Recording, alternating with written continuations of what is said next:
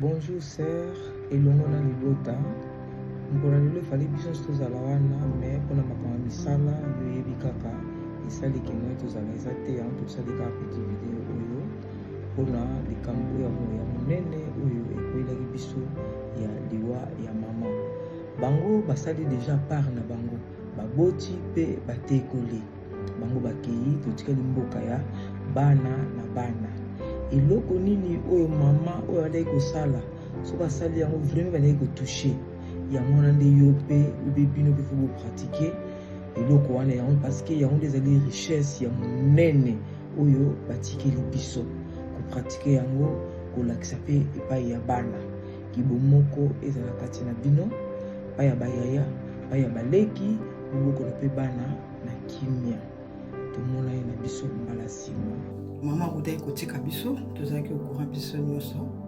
Nzambe alola topesi ye merci parceke makambo nyonso elekaki na kimia, parceke biso toza bana na Nzambe.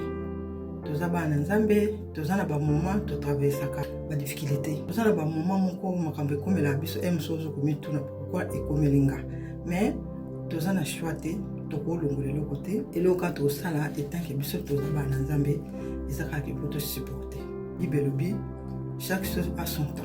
Donc toza na temps ya kobotama, toza na temps ya kokola, toza na temps ya kosala makambo nyonso, toza na moposa, mais tobosanaka te temps ya kokende ya kotika mokili mpe ezali. Mais temps wana ntango ekomaka tozalaka na difficulté makasi parceke eza séparation moko éternelle. Donc tokotikala so komona bandeko na biso te oyo batiki biso, tokotikala so komona bango te, mais un jour Nzambe alola ye moka yebi. Mpona encourage sœur mami kokanisa te koza yo moko, toza ensemble parce que toza bana Nzambe. Bible elobi ke touta na mabele tozonga na mabele. Donc mama ayaki na se ya moi oyo toza na biso baleki nzela, donc toyaka lokola mission. Ce qui tant ekoki osilisi mission okei. Donc mama tant ekokaki Nzambe asepeli kozwa molimo na ye, yango mama atiki biso. Nzambe alola azala na bino, loboko ya Nzambe ezala likolo na bino, zala na kimia ma sœur, toza ensemble. Quelle que soit condition, tous ensemble. Quel que soit problème, tu peux partager en gros et tant que banana Nzambe.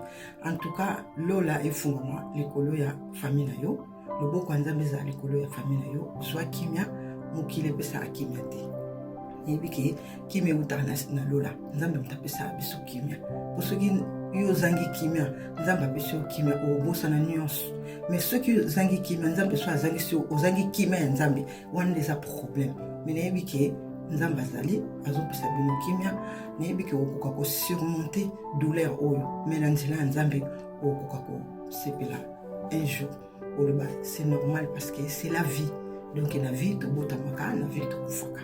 Donc c'est mami zala courage elongo na libota na yo, elongo na koko na biso wana na pesi ye ba bonjour malgré tout toyebani te, mais un jour tokomonana. Au revoir. Shalom, shalom, bonjour, Banana Nzambe, sœur Mami, vraiment, naïe le sous kopesa moi, parole et encouragement, vraiment, Nzambalola, alekana kopesa yo makasi, apesa libota na biso nyonso vraiment makasi na bamakambo ya minene oyo elandaki, nayebi ete eza facilité mpona yo. Vraiment ndeko na ngai mama zala vraiment makasi toza ensemble parce que nayebi ete kopedre oyo azali être cher eza facilité, eza na bapota ebele vraiment oyo eyebi lisusu kotombwama oyo ezokotungisa bomoi na yo, motema na yo. Ngaki lisusu naloba ete ndeko na ngai kopedre vraiment espoir te, kokanisa te oza mama ya bana parce que na kati ya ndako eza mama nde moto oyo aportaka esengo na kati ya ndako. Ntango mama aza malamu te ndako nyonso ebebaka. Zala vraiment makasi na situation oyo ekomeli biso, eza ekomeli yo te me ekomeli biso parce que toza lisanga ya bana Nzambe. Nzambe alola akoka kopesa yo vraiment makasi, toza toujours ensemble, totiki yo te, tozokanisaka yo mpe Nzambe akoka kopesa makasi biso par rapport à ma programme ya misala et puis ba vacances déjà esilaki biso déjà yango ntango mosusu esali ke tokoka komonana te nabandaki vraimen kokanisa lolenge nini nakoki kosala me nayebi ete bandeko oyo baye kose présente kokoma kuna epai ozali toye toujours kana kombo moko. Mami, nayuki bato bazoya kuna me ngai mama na yo nayebi ndenge nakokoloba te mposa na ngai yango oyo kasi bavoyage oyo nasali kokende Congo Angola naza na problème yango wana mama baparvaro alobi aya ngai nayebisi yo kokende ndenge nini soki yo okei ngai natikali ntango ngai nakolinga nakende ekozala nakoluka suku ndenge nakokendele yango wana ngai mami nakolinga ata mokolo moko te ngai na yo tokutana na balabala sanga nakoma kuna soko moni ngai nakomi te mama nakokutana na yo lelo bato bayenga nakoki te. Merci mama, nzambe azala na yo esika koyambela baninga bamama na bandeko. Ciao. Bonjour ma sœur Mami, ezanga indeko na yo frère Palvis Yesu kopesa bambote ebele kati na Yesu nga naza kokangama na mpasi ya maladi yango nazali komonana te yango naye epai na yo kosenga epai na yo nzambe na lola nzambe wana akelaki likolo mpe sepe biso bato apesa yo kimia po mokili epesaka te eza facile te kobungisa moko kati na libota ezala papa ezala mama ezala mwana ezala yaya ezala leki eza facile te mama kei mama aza na kimia epai na Yesu nakosenga epai na yo nzambe apesa okimia mokili epesaka te nzambe abonda famille mobimba na kombo na Yesu ma sœur ikampiko kati na kondima oza oyo yambaki Yesu Kristo makomi elobi ete touteki na mabele tozonga mpe na mabele ma sœur zala na kimia courage nzambe na lola apatela libota mobimba na kombo na Yesu Kristo. Amém. Bom dia. Minha irmã, bom dia, boa tarde, boa noite. Qualquer hora que tu vais ver essa imagem, desejo-te mais bom fim de semana, abençoado e protegido a Deus, que por nosso Deus poderoso. Sou a irmã Malengue, vivo na Alemanha, em Berlim. Venho mais, de novo, dar a palavra de motivação da perca da nossa mamã, minha irmã Mami, que Deus vos console ricamente, cada vez mais, junto com toda a família. Como diz a palavra de Deus, que em todas as circunstâncias vamos agradecer somente Ele. Ele decidiu retirar a alma da mamã, é dor, é farta, aquele vazio onde que a mamã saiu, que Ele próprio Deus possa encher. Não importa a morte, qualquer idade que a pessoa morreu com Ele, vamos agradecer. Com a certa idade mais elevada, é coisa mais de louvar a Deus, mas a farta sempre, a pessoa sente sempre a farta, que a farta alguém que estava aqui já não está. É por isso, pelo amor de Deus, que Ele deu-vos a mamãe e tirou a mamãe, que vos dá mais essa força.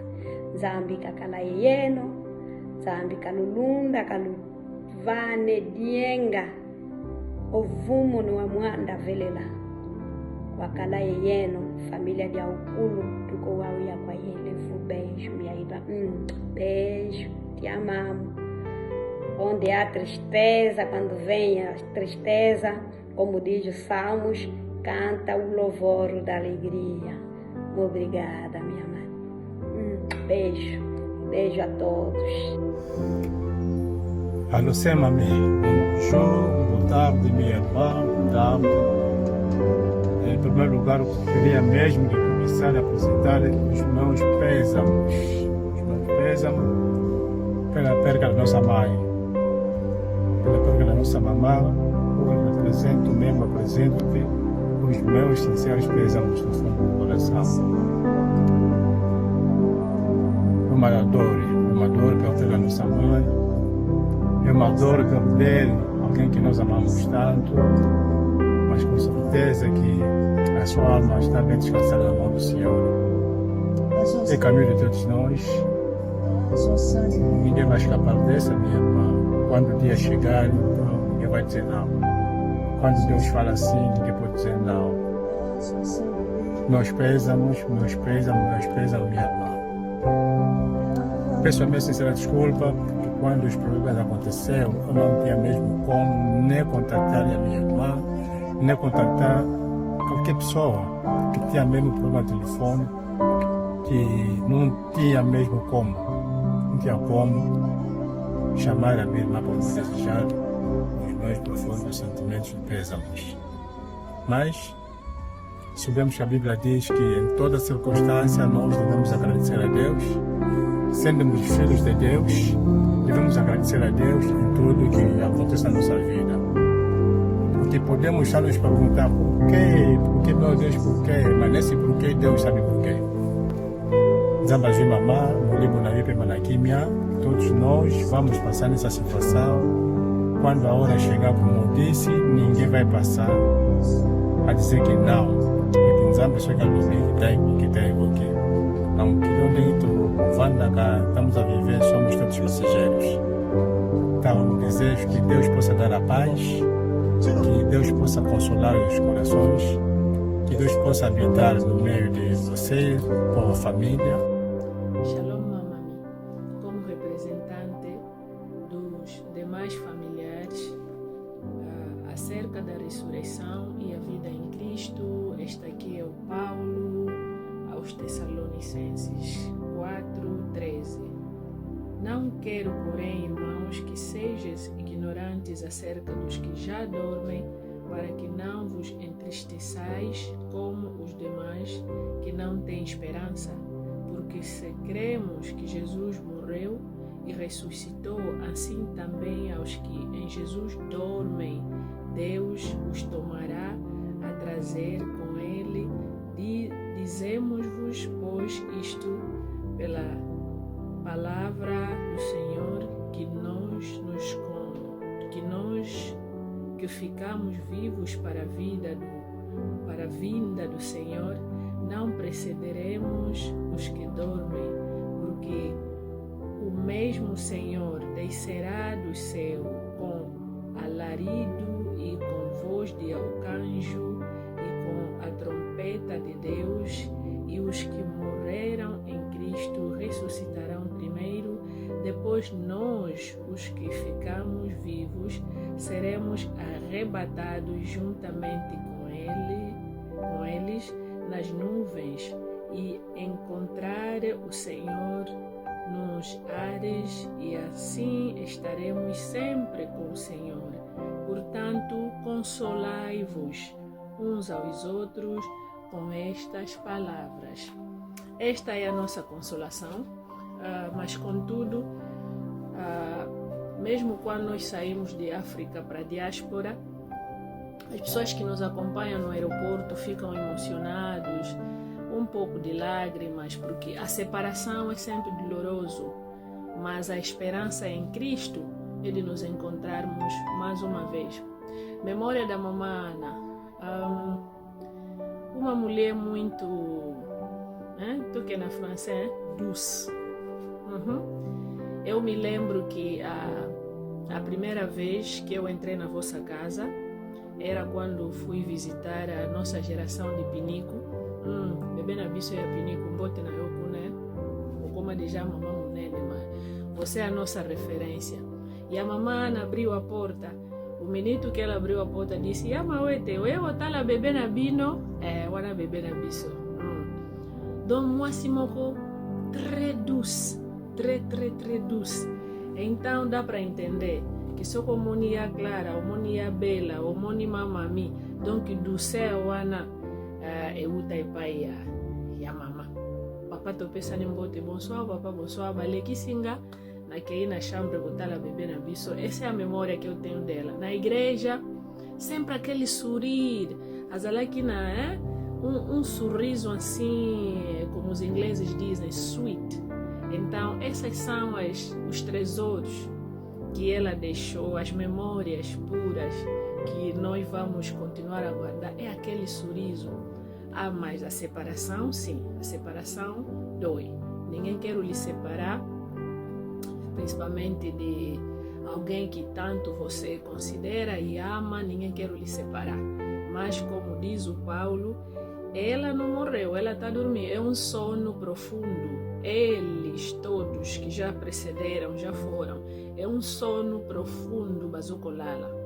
Quando a trompeta tocar, serão os primeiros a ressuscitar, porque morreram em Cristo. Então, essa é a nossa consolação uns para com os outros. Que Deus abençoe e que continuem a ter essa paz que o mundo não dá, só Ele dá. Shalom. Shalom, shalom.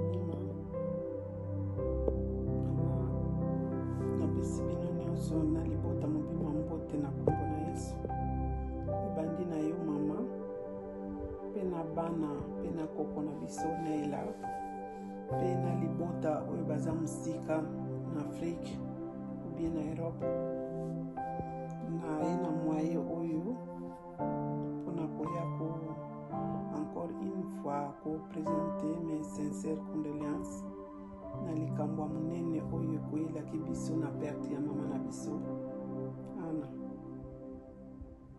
na yango yaya na banzi ntango nazalaki wana tosololaki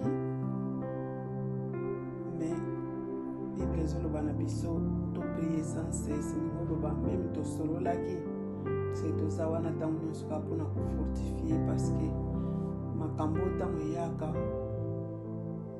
ntango bato nyonso bakenda ntango totikala nde otikali sikoyo na réflexion a des fois réflexion emema biso mosika me na yango nalingi korapele yo ke kobosana te ozali mwana na Nzambe. Makomi etalisaka biso ntango nyonso ke na moment nyonso na circonstance nyonso fotorendre ka gloire fotozongisa ye kaka matondi meme na ntango ya esengo to na ntango na pasi tozongisi matondo. Mama Nzambe apesaki biso mama bon moment tozalaki na mama me Nzambe adeside ye moko azwa ye ya yango ma sœur faut être forte kozala makasi. Nzambe alola continue na kofortifie yo parce que je sais bien que mama aza être moko très cher oyo tokoki koremplace na eloko moko te na mokili oyo mais nakomi zoloba ntango nyonso ke chaque chose à son temps aza maître de temps et circonstance. Alors tozongisi matondi epa nkolo wana mpe tosengi epa Nzambe wana aleka na kofortifie yo aleka kopesa kimia na kati na motema na yo pasi maloba na biso ekozala nango limite eza nango enoki te me maloba ya Nzambe oyo epesaka kimia so ekoti kati na yo kopesa kimia intérieur oyo motu na mokili akoki kopesa te. Yango wana Nzambe aleka na kopambola yo komo yaya apambola mpe bayaya mibali apambola mpe bayaya basi oyo baza batikali na Afrique. Nzambe wana akonsole libota mobimba apesa kimia. Alors ya ndeko na ngai eloka nazalaki oyo nakoki kopesa yo ezali nde yango wana napesi so encore une fois mbote na kombo na Yesu. Bye bye. Bom dia, boa tarde, boa noite, de acordo a fuso horários. Eu sou o irmão Simão Pedro, Vim por este meio me consolidar com a família da nossa irmã Mami, que acabaram de perder o seu parente. Minha irmã, conforme diz as Sagradas Escrituras, chorem com aqueles que choram e alegram com aqueles que alegram. Por isso estamos aqui chorando junto com a nossa irmã. O nosso choro vai a nossas palavras de conforto, que essas palavras não são suficientes, mas devemos sempre dizer qualquer coisa. Acima de tudo, o resto é o Cristo que nos consola. O maior consolo vem de Deus. Minha irmã, esteja forte, que a paz do Senhor esteja contigo e a toda a família. Que Deus vos conforte e vos dê coragem para continuar esta caminhada. Daqui para diante, a paz do Senhor esteja convosco. Obrigado, estamos juntos. Até já. Totondi Nzambe pona bolingo na ye, pona mokolo oyo ya sika, pona pe mabomoi, pe pona opportunité oyo ya kosolola lisusu kati na nzela oyo. Yango toyebi ete Nzambe lokola bolamu na ye ezali kowumela, biso pe tokowumela epai na ye ntango nyonso, na ntango na pasi, na ntango ya bisengo. Toyebi ete azali papa. Ntango toyebake papa, biso bana esengo ezali. Po toyebi ke papa eza koti ya mokili oyo atikaka bana na ye te. Bongo siko oyo ezali ke azali Nzambe akotika biso soki moke te. Toyebi yango.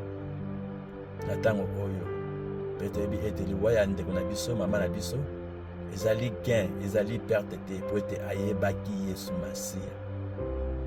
Biso ba oyo totikali pe Nzambe azali koloba ete tokima ti tokozwa courant de vie oyo abongiseli biso. Tolemba te, po soki tolembi nde ekozala mawa.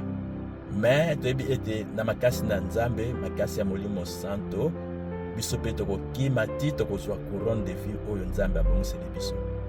Yango bandeko, tolemba te, tozala na persévérance, biso ba oyo totikali, pona mokolo moko Nzambe aloba ete bozali ba combattant ya malamu pe oyo ezali ya bino na bongiseli bino couronne de vie. Merci. Tika kimi ya Nzambe umela epai ya famille mobimba pe pona biso yonso. Etika pe esengo ya Nzambe umela kati na biso yonso na kombo na Yesu Masiya. Amen. Shalom, shalom, minha irmã, minha querida irmã, minhas condolências, minha irmã, da novidade que nós ouvimos da nossa mãe. Que Deus possa fortificar-te, que Deus te dá coragem e que te dá mais força de perseverar, de continuar na sua obra. Sabemos que para nós, filhos de Deus, não é surpresa quando nós ouvimos que a morte ou alguém morreu na família ou no nosso redor. Não há surpresa. Sei que dói muito através da separação, mas para nós, filhos de Deus, quando morremos ou quando alguém morre, quando já recebeu Jesus como Senhor e Salvador, então a sua alma vai para descansar. E sabemos que aqui na terra cada um a seu dia e ao seu tempo. Por isso que a Bíblia diz: preparai-vos, porque não sabeis a hora que o Filho do Homem virá. Eclesiastes 3:7 diz que tudo não passa nesta terra tem o seu tempo determinado. Que o Deus possa fortificar a nossa irmã, fica aqui, consola toda a família, coragem, no nome de Jesus Cristo. Boa noite, minha irmã Mimi. Eu vim neste caminho na nzela oyo mpona komeka kolendisa yo mpona liwa ya mama. Totangi na livre ya Jean 14 verset 1 kuna balumi na biso boye na portugais. Jesus Cristo depois disse aos seus apóstolos: não estejam preocupados, tenham confiança em Deus e em mim também.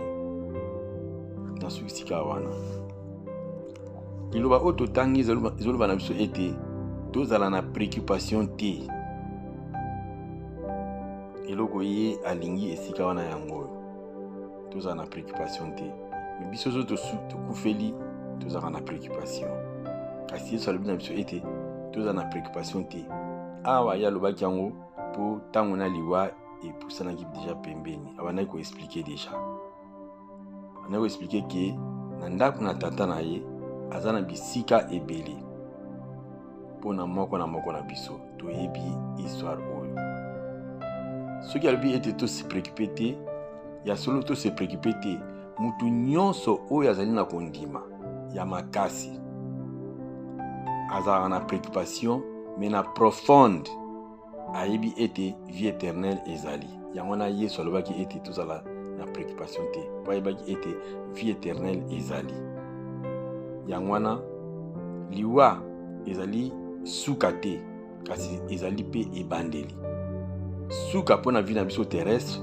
mais ebandeli mpo na vie éternelle yango wana kozala na préoccupation te soki oza mondimi tala maloba oyo tia yango kati na motema na yo medite yango mpo ete epesa yo makasi yesu alobi ete tondimela ye tondimela mpe nzambe tata tozala na préoccupation te donc soki tozali kondimela yesu tozala na préoccupation te mpo soki tozali kondimela ye totie susu préoccupation na kati seki tozali kondima mpenza ndenge esengeli te mpo yesu alobi ete tozala na préoccupation te mpo na nini mpo ayebi ete vie éternelle ezali mpo na biso nyonso ezali mpo na mama lelo lobi ekozala mpo na ngai lobi ekozala mpo na yo mpo na ndeko mosusu yango wana tozali baleki nzela toye a mpo na tovanda libela libela te mpo ete vie éternelle ezali kozela biso tolinga te yango wana tosalela yesu tondimela yesu na solo mpo ete jour wana tozala elongo biso nyonso to soki tolingi tomona mama un jour tondimela yesu tose préoccupe te tondimela kaka yesu tondimela nzambe tokokutana tika ete maloba oyo ezwa mpenza place kitoko kati na motema na biso nyonso amen. Coucou mama mami ma petite sœur, vraiment nazali na esengo koya lisusu na video oyo pona kosouhaite yo vraiment beaucoup de courage ezali mbala liboso te si tosololaki na ye lisusu oyo ezali na nsima ya groupe na biso ya bana yeba ezalaki prévu nga mpe na ya mais nakoki koya te suite ya programme moko ezali awa mais tokoya lisanga na libota na famille na bandeko mpona lelo tika ete nzambe azala na bino nyonso bokosala programme nyonso eleka malamu mpona yo beaucoup de courage encore une fois de nouveau nzambe abatela yo na libota na bana atia kimia kati na bino nakumisi nzambe oyo azali mobateli mpe mokengeli akozala na yo mpe na libota nyonso na kombo la Yesu amen.